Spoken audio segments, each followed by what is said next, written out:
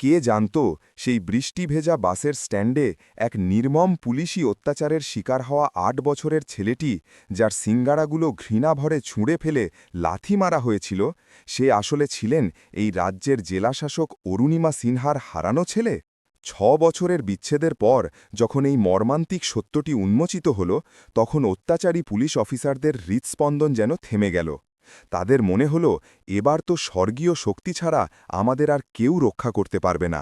অঝোরে বৃষ্টির ফোঁটা শহরের প্রধান বাস টার্মিনালের টিনের ছাদে আছড়ে পড়ছিল। ৮ বছরের ছোট বালক বিজয় তার ভিজে যাওয়া ঝুড়িতে পড়ে থাকা শেষ ১০টি সিঙ্গারা দেখে গভীরভাবে চিন্তিত ছিল।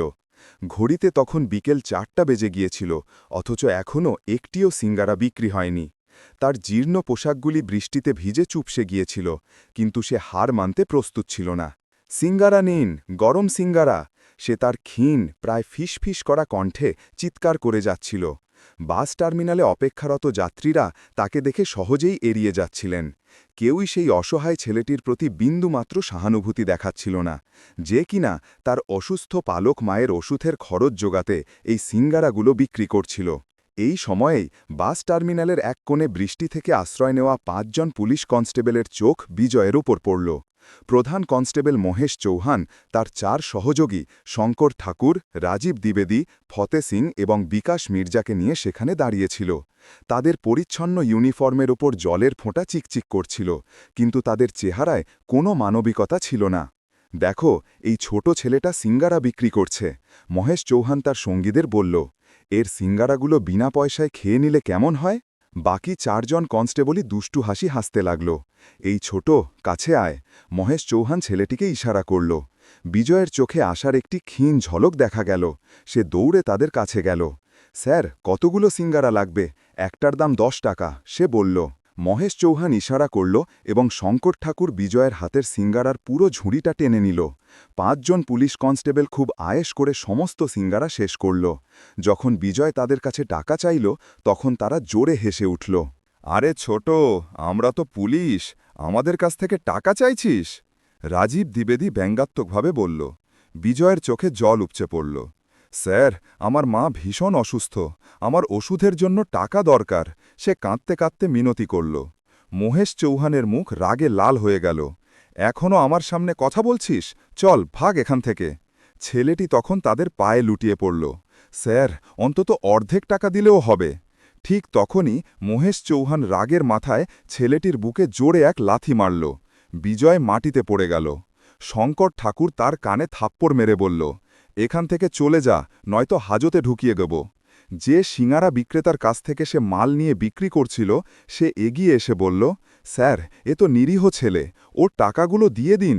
কিন্তু সেও মার খেতে হল। রাজীব দ্বিবেদী তার মুখে থাপ্পড় মারল। তোর এত সাহস কোথা থেকে এলো? মহেশ চৌহান নির্দেশ দিল, ওকে ধরো, জেলে ভরে দাও। বিকাশ মির্জা এবং রাজীব দ্বিবেদী তখন সিঙ্গারা বিক্রেতাকে ধরে ফেলল।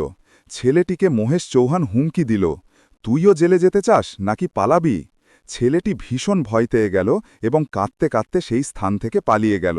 কিন্তু এই পুলিশেরা কি জানত যে ছেলেটিকে তারা এমন নির্মমভাবে মেরেছে সে আর কারো নয়, বরং এই জেলার জেলা শাসক অরুণিমা সিনহার নিজের সন্তান। ৬ বছর আগে যখন এই শিশুটির বয়স মাত্র ২ বছর ছিল, তখন সে একটি স্থানীয় মেলা প্রাঙ্গণে তার মায়ের কাছ থেকে বিচ্ছিন্ন হয়ে গিয়েছিল। জেলা শাসক অরুণিমা সিনহা তখন থেকেই তার ছেলেকে পাগলের মতো খুঁজছিলেন, কিন্তু কোনো সূত্র পাননি। আজ যে ছেলেটি এই পুলিশদের সামনে অসহায় হয়ে দাঁড়িয়েছিল, সে তারই অতি আদরের সন্তান ছিল, যাকে তিনি প্রতি মুহূর্তে মনে করতেন। আর এখন সে যার সাথে থাকত, সেই বৃদ্ধা মালতী দেবী তার আসল মা ছিলেন না, বরং এক জননী স্বরূপা, যিনি একাকী হারানো একটি শিশুকে কাঁদতে দেখে আশ্রয় দিয়েছিলেন এবং গত ৬ বছর ধরে তাকে নিজের সন্তানের মতো লালন পালন করে আসছিলেন। ৬ বছর আগের সেই দিন জেলা শাসক অরুণিমা সিনহা তার ২ বছরের ছেলে আদিত্যকে নিয়ে শহরের বাইরে বসা বার্ষিক মেলায় গিয়েছিলেন।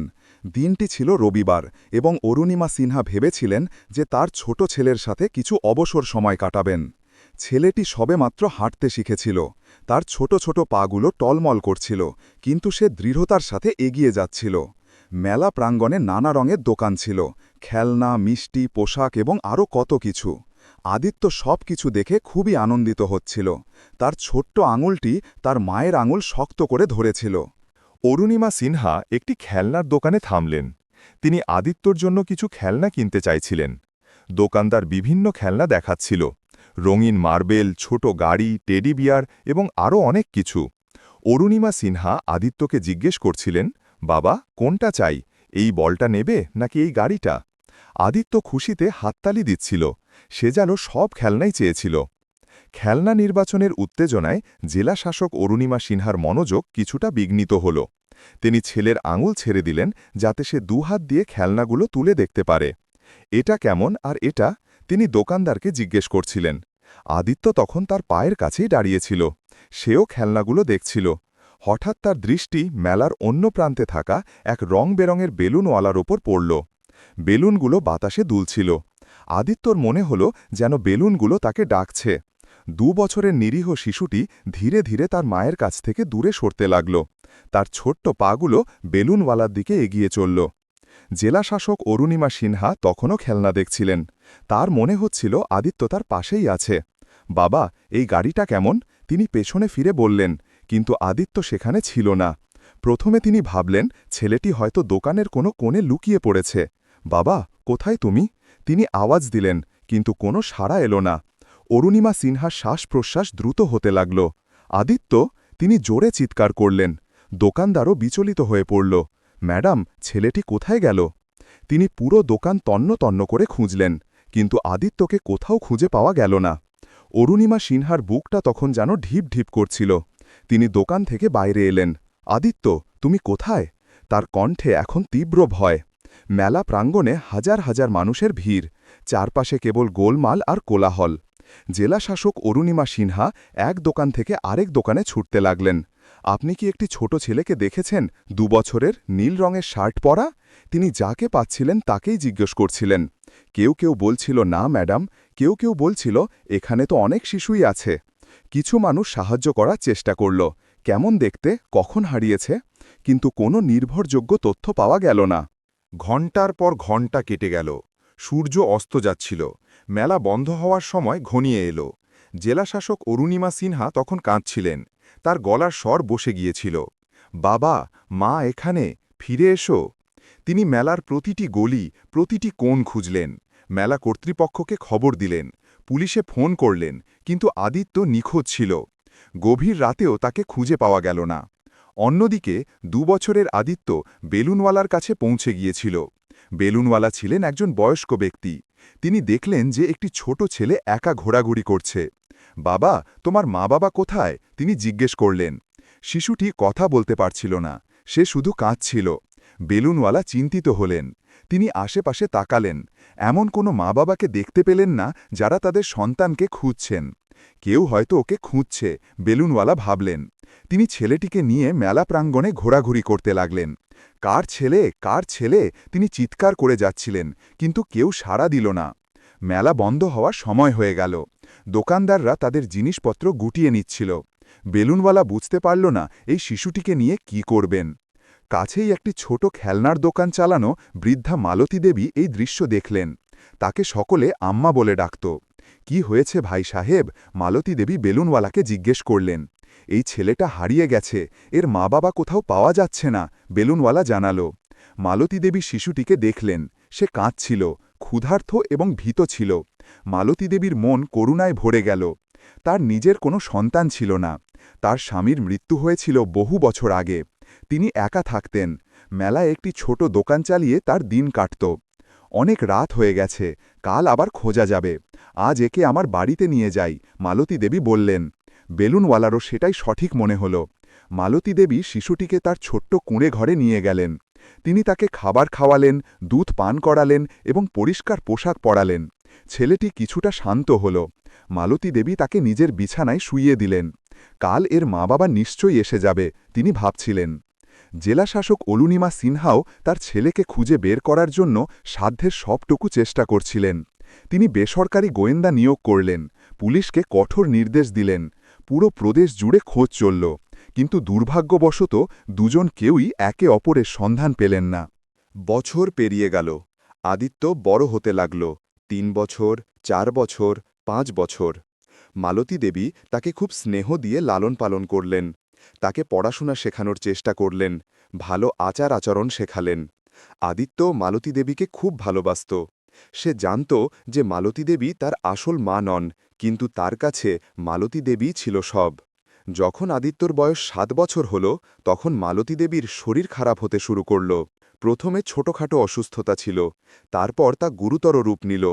ডাক্তার জানালেন যে তার ডায়াবেটিস এবং উচ্চ রক্তচাপ রয়েছে, নিয়মিত ওষুধ খেতে হবে।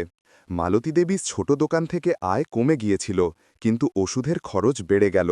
8 বছর বয়সে বিজয় আদিত্য সিদ্ধান্ত নিল যে সে মালতী দেবীকে সাহায্য করবে। আম্মা, আমি কাজ করব, তোমার ওষুধের টাকা নিয়ে আসব, সে বলল। মালতী দেবী বারণ করলেন, তুই এখনো ছোট বাবা, পড়াশোনা কর। কিন্তু ছেলেটি নাছোড়বান্দা ছিল। শেষমেশ মালতী দেবীকে রাজি হতে হল। একদিন বিজয় বাজারে গেল। সেখানে একজন সিঙারা বিক্রেতার সাথে তার দেখা হল। চাচা, আমার একটা কাজ চাই। সিঙারা বিক্রেতা তার কথা শুনল। তুই কেন কাজ করতে চাস? বিজয় তাকে তার পুরো কাহিনী জানাল। সিঙারা বিক্রেতার মন নরম হল। সে বলল, বাবা, আমার কাছে তো কোনো কাজ নেই, তবে তুমি যদি চাও আমার কাছ থেকে 5 টাকায় সিঙারা নিয়ে যাও, এবং কাছেই বাস টার্মিনাল আছে, সেখানে তুমি 10 টাকায় প্রতিটি সিঙারা বিক্রি করতে পারো। ছেলেটি বলল, কিন্তু চাচা, আমার কাছে তো টাকা নেই।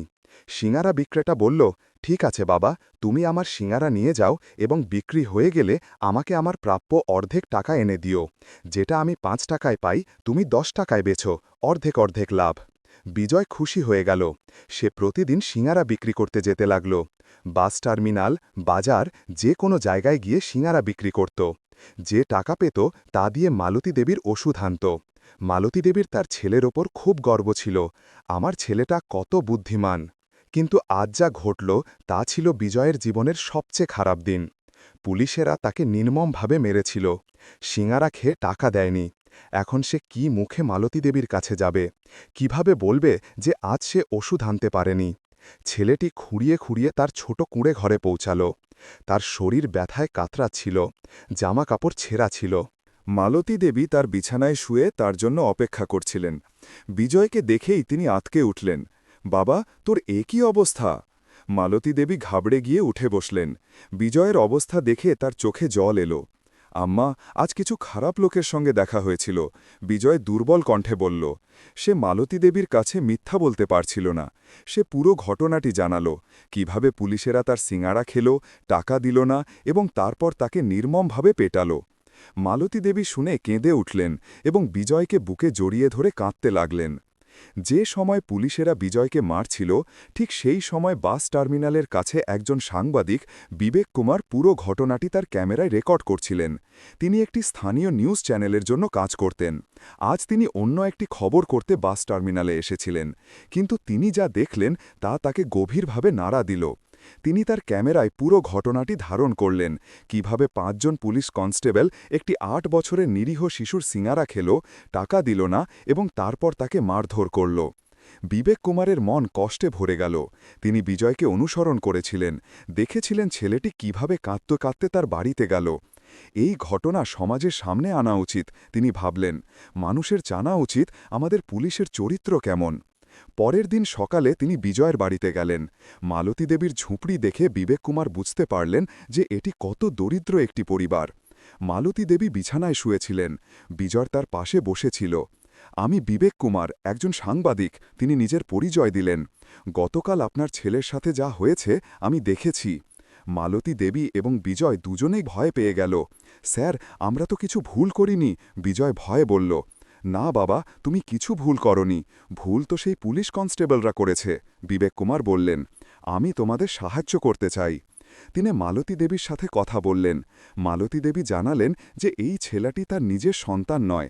6 বছর আগে মেলায় তাকে পাওয়া গিয়েছিল, তখন থেকে তিনি তাকে বড় করছেন। বিবেক কুমারের কাছে পুরো গল্পটি খুব চাঞ্চল্যকর মনে হল। একদিকে পুলিশের বর্বরতা, অন্যদিকে এক বৃদ্ধ মহিলার আত্মত্যাগ এবং মাঝখানে এক নিরীহ শিশুর সংগ্রামের কাহিনী। এটা তো অনেক বড় খবর, তিনি ভাবলেন। তিনি পুরো ঘটনার বিস্তারিত প্রতিবেদন তৈরি করলেন, ভিডিওটি সম্পাদনা করলেন, একটি শক্তিশালী শিরোনাম লিখলেন। অসুস্থ মায়ের ওষুধের জন্য 8 বছরের ছেলের সিঙ্গারা বিক্রি, পুলিশ খেলো মারল, দিল না টাকা। বিবেক কুমার ভিডিওটি সোশ্যাল মিডিয়াতে আপলোড করলেন, ফেসবুক, টুইটার, ইনস্টাগ্রাম, ইউটিউব সব প্ল্যাটফর্মে। ভিডিওতে স্পষ্টভাবে দেখা যাচ্ছিল কিভাবে মহেশ চৌহান বিজয়কে লাথি মেরেছিল, কিভাবে বাকি কনস্টেবলরা তার সাথে মারধর করেছিল। ভিডিও আপলোড হওয়ার সাথে সাথেই চারিদিকে শোরগোল শুরু হয়ে গেল। সোশ্যাল মিডিয়া যেন আগুনে পুড়ছিল। কয়েক মিনিটের মধ্যে হাজার হাজার লোক ভিডিওটি দেখল। লাইক, শেয়ার এবং মন্তব্যের বন্যা বয়ে গেল। মানুষজন রাগে মন্তব্য করছিল, এ কেমন ধরনের পুলিশ? এগুলো লজ্জার বিষয়। এই পুলিশদের অবিলম্বে চাকরি থেকে বরখাস্ত করা উচিত। এই ছেলেটা কত সাহসী! সরকারের উচিত অবিলম্বে ব্যবস্থা নেওয়া। 1 ঘণ্টার মধ্যে ভিডিওটি লাখ লাখ ভিউ পেল। 2 ঘণ্টার মধ্যে এটি ট্রেন্ডিং হয়ে গেল। মিডিয়া চ্যানেলগুলোর নজর এর ওপর পড়ল। প্রতিটি বড় নিউজ চ্যানেল এই খবরটি প্রচার করতে শুরু করল। পুলিশের বর্বরতার শিকার 8 বছরের শিশু। সিঙ্গারা খেয়ে টাকা না দিয়ে পিটুনি। নিরীহ শিশুর প্রতি অমানবিকতা। প্রতিটি চ্যানেলে এই নিয়েই আলোচনা চলছিল। স্থানীয় স্তরেও ব্যাপক উত্তেজনা ছড়িয়ে পড়ল। মানুষজন রাস্তায় নেমে এলো। আমরা বিচার চাই, পুলিশের বর্বরতা বন্ধ করো স্লোগান দেওয়া হচ্ছিল। ছাত্র সংগঠনগুলি বিক্ষোভ দেখালো। মহিলা সংগঠনগুলি মিছিল বের করল। সবার একটিই দাবি ছিল, এই পুলিশ কনস্টেবলদের কঠোরতম শাস্তি দেওয়া হোক। অন্যদিকে সেই 5 জন পুলিশ কনস্টেবলদের অবস্থা খারাপ হয়ে গেল। মহেশ চৌহান, শঙ্কর ঠাকুর, রাজীব দ্বিবেদী, ফতে সিং এবং বিকাশ মির্জা বুঝতে পারল যে তারা এক বিরাট বিপদে পড়েছে। তাদের পরিবারের সদস্যেরাও সমাজে লজ্জার মুখে পড়তে হচ্ছিল। প্রতিবেশীরা তাদের খারাপ চোখে দেখছিল। মিডিয়া এই পুলিশদের পুরো ইতিহাস খুঁজে বের করল। মহেশ চৌহানের এই প্রথম ভুল নয়, আগেও অনেক অভিযোগ এসেছে। দুর্নীতির অভিযোগও আছে। মিডিয়া জানালো যে এই পুলিশেরা আগেও গরিব মানুষদের হয়রানি করত, দোকানদারদের কাছ থেকে জোর করে খাবার খেত, টাকা দিত না। ভিডিওটি এখন জাতীয় স্তরে ছড়িয়ে পড়েছিল। অন্য রাজ্যের লোকেরাও এটি দেখছিল। আন্তর্জাতিক মিডিয়াও এই বিষয়ে প্রতিবেদন প্রকাশ করল। India police brutality on 8-year-old চাইল্ডের মতো শিরোনাম বিদেশি সংবাদপত্রে ছাপা হল। দেশের ভাবমূর্তি খারাপ হচ্ছিল। অন্যদিকে জেলাশাসক অরুণিমা সিনহা বিদেশে একটি আন্তর্জাতিক সম্মেলনে অংশ নিচ্ছিলেন। রাতের সময় ছিল যখন তার কর্মীরা তাকে এই ভিডিওটি দেখালো। ভিডিও দেখে তার রক্ত টকবক করে উঠল। এ কেমন বর্বরতা! একটি 8 বছরের শিশুর সাথে এমন ব্যবহার! কিন্তু যখন জেলাশাসক ম্যাডাম পরের ভিডিওটি দেখলেন, তখন তার পায়ের নিচের মাটি যেন সরে গেল। ভিডিওতে মালতী দেবী বলছিলেন যে এই আমার ছেলে নয়, ওকে তো আমি মেলায় পেয়েছিলাম। জেলাশাসক যখন এই কথা শুনলেন, তিনি রাগে চিৎকার করে উঠলেন। তিনি সঙ্গে সঙ্গে তার টিমকে ফোন করলেন। আমি চাই অবিলম্বে সেই ছেলে এবং তার মায়ের কাছে পৌঁছানো হোক। যে কোনো সাহায্য দরকার তা করা হোক। কারণ জেলাশাসক বুঝতে পেরেছিলেন যে হতেও পারে এই ছেলেটি তারই সন্তান, যে 6 বছর আগে হারিয়েছিল। পরের দিন সকালে জেলাশাসক অরুণিমা সিনহার টিম সাথে সাথেই বিজয়ের বাড়িতে পৌঁছাল। টিম লিডার রঞ্জন সেন মালতী দেবীর ঝুঁপড়ি দেখে বিস্মিত হলেন। এত দারিদ্র্যের মধ্যে একজন বৃদ্ধা আর একটি ছোট ছেলে কিভাবে জীবন কাটাচ্ছেন। মালতী দেবী বিছানায় শুয়েছিলেন। বিজয় তার পাশে বসেছিল। গতকালকের মারের কারণে তার শরীর তখনও ব্যথায় কাতরাচ্ছিল। আমি রঞ্জন সেন, জেলাশাসক ম্যাডামের টিম থেকে রঞ্জন নিজের পরিচয় দিল। আমরা তোমাদের ঘটনার কথা জানতে পেরেছি। জেলাশাসক ম্যাডাম তোমাদের সাহায্য করার জন্য পাঠিয়েছেন। মালতী দেবী এবং বিজয় দুজনেই ভয় পেয়ে গেল। স্যার, আমরা তো কিছু ভুল করিনি, বিজয় ভয়ে বলল। না বাবা, তুমি কিছু ভুল করনি। ভুল তো সেই পুলিশ কনস্টেবলরা করেছে, রঞ্জন ছেলেটিকে বোঝাল। জেলাশাসক ম্যাডাম খুব ক্ষুব্ধ, তিনি তোমাদের সাহায্য করার নির্দেশ দিয়েছেন। রঞ্জন মালতী দেবীর অবস্থা দেখল, তাকে খুব দুর্বল লাগছিল। সে সাথে সাথেই জেলাশাসক অরুণিমা সিনহাকে জানালো যে মালতী দেবীর শরীর খুব খারাপ। জেলাশাসক ম্যাডাম তৎক্ষণাৎ নির্দেশ দিলেন, মালতী দেবীকে অবিলম্বে শহরের সবচেয়ে বড় সরকারি হাসপাতালে নিয়ে যাও। ঠিক আছে ম্যাডাম, আন্টিজি, আপনাকে অবিলম্বে হাসপাতালে যেতে হবে। মালতী দেবী হাত জোড় করলেন। স্যার, আমাদের কাছে টাকা নেই, হাসপাতালের খরচ কিভাবে হবে? রঞ্জন বলল, আপনাকে টাকার চিন্তা করতে হবে না, জেলাশাসক ম্যাডাম সব ব্যবস্থা করেছেন। তিনি অ্যাম্বুলেন্স ডাকলেন। মালতী দেবীকে শহরের সবচেয়ে বড় ব্যক্তিগত হাসপাতালে নিয়ে যাওয়া হলো। হাসপাতালে মালতী দেবীর সম্পূর্ণ স্বাস্থ্য পরীক্ষা হল। ডাক্তাররা জানালেন যে তার অবস্থা গুরুতর। ডায়াবেটিস এবং উচ্চ রক্তচাপ ছাড়াও তার কিডনিতেও সমস্যা দেখা দিয়েছে। অবিলম্বে চিকিৎসা শুরু করতে হবে, ডাক্তার বললেন। রঞ্জন সমস্ত কাগজপত্রের কাজ করালেন। মালতী দেবীকে একটি বিশেষ কক্ষ দেওয়া হল। সেরা চিকিৎসার ব্যবস্থা করা হল। জেলা শাসক ম্যাডামের ফোন এলো। তিনি বললেন, অবিলম্বে সেই পুলিশ কনস্টেবলদের বিরুদ্ধে ব্যবস্থা নাও। তার টিম বলল, ঠিক আছে ম্যাডাম। সাথে সাথেই সেই ৫ জন পুলিশের বিরুদ্ধে ব্যবস্থা নেওয়া শুরু হল। মহেশ চৌহান, শঙ্কর ঠাকুর, রাজীব দ্বিবেদী, ফতে সিং এবং বিকাশ মির্জাকে অবিলম্বে বরখাস্ত করা হল। তাদের বিরুদ্ধে ভারতীয় দণ্ডবিধির ধারা ৩২৩ স্বেচ্ছায় আঘাত করা, ধারা ৫০৬ অপরাধমূলক হুমকি এবং ধারা ৩৪ সাধারণ উদ্দেশ্যকে এগিয়ে নিয়ে যাওয়া এর অধীনে মামলা দায়ের করা হল। রঞ্জন সেন প্রতিদিন হাসপাতালে এসে মালতী দেবীর খোঁজ খবর নিতেন। জেলা শাসক ম্যাডামের নির্দেশ ছিল, তোমাদের কোনো কিছুর অভাব হওয়া উচিত নয়। তিনি মালতী দেবীর কাছ থেকে বিজয়ের সম্পর্কে আরও তথ্য নিলেন। এই ছেলেটি আপনি কিভাবে পেয়েছিলেন? মালতী দেবী পুরো গল্পটি বললেন। কিভাবে ৬ বছর আগে মেলায় এই ছেলেটি হারিয়ে যাওয়া অবস্থায় পাওয়া গিয়েছিল, কিভাবে তিনি তার মা-বাবাকে খোঁজার চেষ্টা করেছিলেন, কিভাবে কোনো সূত্র পাওয়া যায়নি, কিভাবে তিনি তাকে নিজের ছেলে মনে করে বড় করেছেন। রঞ্জনের এই গল্পটি খুব আকর্ষণীয় লাগল। সে সাথে সাথেই জেলা শাসক অরুণিমা সিনহাকে ফোন করল এবং সব জানাল। ম্যাডাম, এই ছেলেটি এই মহিলার নিজের সন্তান নয়। ৬ বছর আগে মেলায় হারিয়ে যাওয়া অবস্থায় একে পাওয়া গিয়েছিল। জেলা শাসক অরুণিমা সিনহার বুক দ্রুত ধরফর করতে লাগল। ৬ বছর আগে কোন মেলা? ম্যাডাম, শহরের বাইরে যে বার্ষিক মেলা প্রতি বছর হয়, রঞ্জন জানাল। জেলা শাসক অরুণিমা সিনহার শ্বাস-প্রশ্বাস বেড়ে গেল। ৬ বছর আগে তিনিও সেই মেলায় গিয়েছিলেন।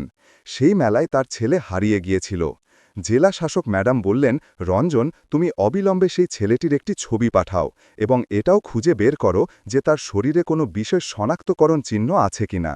রঞ্জন সাথে সাথেই বিজয়ের ছবি জেলা শাসক অরুণিমা সিনহার কাছে পাঠাল। ছবিটি দেখেই অরুণিমা সিনহার জ্ঞান হারানোর মতো অবস্থা হল। এই সেই মুখ ছিল যাকে তিনি ৬ বছর ধরে খুঁজছিলেন। সেই চোখ, সেই নাক, সেই ঠোঁট, কিন্তু তবুও তার পুরোপুরি বিশ্বাস হচ্ছিল না। রঞ্জন, তার শরীরে কোনো চিহ্ন আছে? তিনি কাঁপানো গলায় জিজ্ঞেস করলেন। রঞ্জন মালতী দেবীকে জিজ্ঞেস করল, আন্টিজি, এই ছেলেটির শরীরে কি জন্মগত কোনো দাগ আছে? মালতী দেবী বললেন, হ্যাঁ বাবা, এর ডান হাতের তালুতে একটি ছোট কালো চিহ্ন আছে এবং কপালেও একটি ছোট তিল আছে। রঞ্জন সাথে সাথেই ফোনে এই কথা জেলাশাসক অরুণিমা সিনহাকে জানাল। জেলাশাসক অরুণিমা সিনহা চিৎকার করে উঠলেন, এই আমার ছেলে, এই আমার আদিত্য। তিনি কাঁপতে লাগলেন। ৬ বছরের যন্ত্রণা, ৬ বছরের অপেক্ষা, ৬ বছরের অনুসন্ধান আজ শেষ হয়ে গিয়েছিল। তার ছেলে ফিরে এসেছিল, কিন্তু কেমন অবস্থায় ফিরে এসেছিল? একটি দরিদ্র ঝুপুরিতে সিঙ্গারা বিক্রি করতে করতে, পুলিশের মার খেতে খেতে। রঞ্জন, আমি এক্ষুনি আসছি, কাউকে কিছু বলো না, না ছেলেটিকে, না সেই মহিলাকে, আমি নিজে এসে সব সামলাব, অরুণিমা সিনহা বললেন। তিনি সাথে সাথেই বিমানবন্দরের জন্য রওনা হলেন। একটি প্রাইভেট জেটের ব্যবস্থা করলেন। কয়েক ঘণ্টার মধ্যেই তিনি তার শহরে পৌঁছে যাবেন। ফ্লাইটে অরুণিমা সিনহা শুধু তার ছেলের কথাই ভাবছিলেন। আমার ছেলে এত কষ্ট সহ্য করছিল, আর আমি জানতামও না। সে সিঙ্গারা বিক্রি করে তার লালন পালনকারী মহিলার ওষুধের টাকা জোগান করছিল। কত সুসংস্কারী ছেলে! তার চোখে জল ছিল। একই সাথে তিনি সেই বৃদ্ধা মালতী দেবীর কথাও ভাবছিলেন, যিনি কোনো স্বার্থ ছাড়াই তার ছেলেকে লালন পালন করেছিলেন। এই মহিলা আমার মায়ের চেয়ে কম নন। তিনি আমার ছেলেকে নিজের ছেলে মনে করে বড় করেছেন। আমি তাকে কিভাবে ধন্যবাদ জানাব? এদিকে আদালতে সেই ৫ জন পুলিশ কনস্টেবলদের বিরুদ্ধে শুনানি শুরু হয়ে গিয়েছিল। ম্যাজিস্ট্রেট ভিডিও প্রমাণ দেখলেন, সাক্ষীদের জবানবন্দি শুনলেন। সাংবাদিক বিবেক কুমারও তার বক্তব্য দিলেন। আমি নিজের চোখে দেখেছি কিভাবে এই ৫ জন পুলিশ কনস্টেবল মিলে একটি ৮ বছরের শিশুকে নির্মমভাবে পিটিয়েছে। প্রতিরক্ষা পক্ষের উকিল বললেন, মাই লর্ড, আমার মক্কেলরা পুলিশ বাহিনীর সদস্য, হতে পারে কিছু ভুল বোঝাবুঝি হয়েছে। কিন্তু ম্যাজিস্ট্রেট বললেন, ভিডিওটি পরিষ্কার, এতে কোনো ভুল বোঝাবুঝি নেই, এটি স্পষ্টভাবে পুলিশের নিষ্ঠুরতা। অভিযোজন পক্ষের উকিল বললেন, মাই লর্ড, এটি শুধু একটি বিচ্ছিন্ন ঘটনা নয়, এটি আমাদের পুরো ব্যবস্থার ওপর প্রশ্ন তোলে। যারা আইন রক্ষা করার জন্য নিযুক্ত, তারাই আইন ভঙ্গ করছেন। একটি ৮ বছরের নিরীহ শিশুর সাথে এত নিষ্ঠুরতা শুধুমাত্র এই কারণে যে সে তার পরিশ্রমের উপার্জিত টাকা চেয়েছিল। আদালতের কক্ষে প্রচুর ভিড় ছিল। মিডিয়া, স্থানীয় লোক, সমাজকর্মীরা সবাই এসেছিল। সবাই ন্যায় বিচারের দাবি করছিল। আদালতের বাইরেও মানুষের ভিড় ছিল। এই পুলিশদের কঠোর শাস্তি হওয়া উচিত। বিচার দেরিতে আসুক, কিন্তু ন্যায় বিচার হওয়া উচিত। ম্যাজিস্ট্রেট বললেন, এটি একটি গুরুতর অপরাধ। এদিকে জেলাশাসক অরুণিমা সিনহার জেট বিমান অবতরণ করল। তিনি সোজা হাসপাতালে পৌঁছালেন। রঞ্জন সেন তার জন্য অপেক্ষা করছিলেন। ম্যাডাম, ছেলে এবং সেই মহিলা ভিআইপি রুমে আছেন। অরুণিমা সিনহার হাত কাঁপছিল। 6 বছর পর তিনি তার ছেলের সাথে দেখা করতে যাচ্ছিলেন। কক্ষের দরজার কাছে পৌঁছে জেলাশাসক অরুণিমা সিনহা থেমে গেলেন। ভেতর থেকে বিজয়ের আওয়াজ আসছিল। আম্মা, এখন আর আপনাকে ওষুধের চিন্তা করতে হবে না। ডাক্তার স্যার বলেছেন যে আপনি শীঘ্রই সুস্থ হয়ে যাবেন। অরুণিমা সিনহার চোখে জল এলো। তার ছেলেটি কত দায়িত্বশীল হয়ে উঠেছে। তিনি ধীরে ধীরে দরজা খুলে ভেতরে গেলেন। বিজয় তাকে দেখল। আন্টিজি, আপনি কে? সে জিজ্ঞেস করল। জেলাশাসক অরুণিমা সিনহা সেই ছেলেটিকে দেখে কেঁদে উঠলেন। এই সেই সন্তান ছিল যাকে তিনি 6 বছর ধরে খুঁজছিলেন। বাবা! অরুণিমা সিনহা কিছুই বলতে পারছিলেন না। মালতী দেবী জিজ্ঞেস করলেন, আপনি কে বেটি? অরুণিমা সিনহা মালতী দেবীর পায়ে হাত দিয়ে প্রণাম করলেন। আমি জেলাশাসক অরুণিমা সিনহা, আর এই তিনি বিজয়ের দিকে তাকিয়ে থেমে গেলেন। এই আমার ছেলে। মালতী দেবী এবং বিজয় দুজনেই হতবাক হয়ে গেল। কি বলছেন আপনি? মালতী দেবী জিজ্ঞেস করলেন। জেলাশাসক অরুণিমা সিনহা পুরো গল্পটি বললেন। কিভাবে 6 বছর আগে মেলায় তার ছেলে হারিয়ে গিয়েছিল, কিভাবে তিনি তাকে খুঁজছিলেন। আপনি আমার ছেলেকে নিজের ছেলে বানিয়ে লালন পালন করেছেন। আমি আপনার এই মহানুভবতার জন্য কিভাবে কৃতজ্ঞতা জানাব? বিজয় তখনও পুরোপুরি বুঝতে পারছিল না। আন্টিজি, কিন্তু আমার আম্মা তো এই, সে মালতী দেবীর দিকে ইশারা করল। অরুণিমা সিনহা বিজয়কে বুকে জড়িয়ে ধরলেন। বাবা, আমি তোমার আসল জন্মদাত্রী মা, কিন্তু এই আম্মা তোমার অন্য মা, যিনি তোমাকে এত কষ্ট করে বড় করেছেন। মালতী দেবী কাঁদছিলেন। বেটি, এই ছেলে আমার জীবন, কিন্তু এখন যখন ওর আসল মা পাওয়া গেছে, তখন জেলাশাসক অরুণিমা সিনহা তাকে থামালেন। আম্মাজি, আপনিও আমার মা, আপনি আমার ছেলেকে লালন পালন করেছেন। এখন আমরা সবাই একসাথে থাকব। কিন্তু বেটি, আমি একজন গরিব মহিলা, মালতী দেবী বললেন। জেলাশাসক অরুণিমা সিনহা বললেন, আম্মাজি, আপনি গরিব নন, আপনি খুব ধনী। আপনার কাছে দয়া আছে, প্রেম আছে, ত্যাগ আছে। এই সব জিনিস টাকা দিয়ে পাওয়া যায় না। এর মধ্যে আদালতের রায় ঘোষণা হয়ে গিয়েছিল। ম্যাজিস্ট্রেট সেই 5 জন পুলিশ কনস্টেবলকে কঠোর শাস্তি দিলেন। মহেশ চৌহানকে প্রধান আসামি হিসাবে 5 বছরের জেল দেওয়া হল। বাকি 4 জনকে 3 বছরের জেল হল। সেই সাথে তাদের বিজয় এবং মালতী দেবীর চিকিৎসার সমস্ত খরচ বহন করার নির্দেশ দেওয়া হল। বিচারক তার রায় বললেন, এটি কেবল একটি শিশুর প্রতি অবিচার নয়, এটি আমাদের পুরো ব্যবস্থার ওপর প্রশ্ন তোলে। যারা আইন রক্ষার জন্য নিযুক্ত, তারাই আইন ভঙ্গ করছেন। এই ধরনের নিষ্ঠুরতা বরদাস্ত করা যায় না। এদিকে হাসপাতালে এক আনন্দের পরিবেশ ছিল। জেলা শাসক অরুণিমা সিনহা তার ছেলেকে ফিরে পেয়েছিলেন। মালতী দেবীর চিকিৎসাও ঠিকভাবে চলছিল। বিজয় এখনও পুরোপুরি বুঝতে পারছিল না কি ঘটছে। সে বলল, তাহলে কি এখন আমি জেলাশাসক আঙ্কেল হব? সে নিষ্পাপভাবে জিজ্ঞেস করল। অরুণিমা সিনহা হেসে উঠলেন, না বাবা, আমি তোমার মাম্মি, আর তুমি আমার রাজপুত্র। বিজয় বলল, কিন্তু আমি আম্মাকে ছেড়ে যাব না, ও আমার আর একটা মাম্মি। অরুণিমা সিনহার মন ভরে গেল। বাবা, আমরা আম্মাকে কিভাবে ছেড়ে যেতে পারি? এখন আমরা সবাই একসাথে থাকব। মালতী দেবী সম্পূর্ণ সুস্থ হয়ে গিয়েছিলেন। ডাক্তাররা বললেন যে এখন তাকে বাড়ি যাওয়ার অনুমতি দেওয়া যেতে পারে। অরুণিমা সিনহা মালতী দেবীকে বললেন, আম্মাজি, এখন আপনি আমার বাড়িতে চলুন, আপনি আমার মা। মালতী দেবী হাত জোড় করলেন, বেটি, আমি একজন গরিব মহিলা, তোমার বাড়িতে কিভাবে থাকব? আম্মাজি, আপনি আমার ছেলেকে 6 বছর ধরে লালন পালন করেছেন, এখন আমি আপনার যত্ন নিতে চাই। জেলাশাসক অরুণিমা সিনহা বললেন, আপনি আমার মা, আমার ছেলের ঠাকুমা বা দিদিমা।